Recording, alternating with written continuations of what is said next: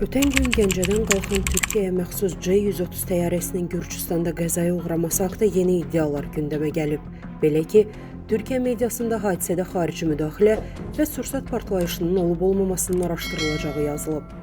Global Info xəbər verir ki, bu barədə hökumət yönlü Türkiyə qəzeti məlumat yayıb.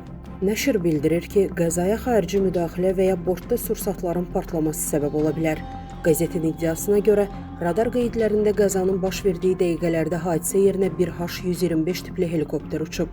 Həmin helikopterin əraziyə hansı səbəbdən gəlməsi ilə bağlı məlumat yoxdur. Qeyd edək ki, ötən gün Türkiyəyə məxsus C-130 yük təyyarəsi Gürcüstanda qəzaya uğrayıb.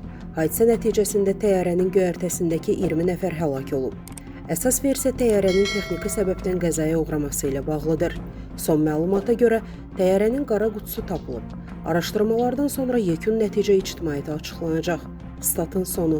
Əziz izləyicilər, xəbərlərdən məlumat əldə etmək üçün kanalımıza abunə ola bilərsiniz.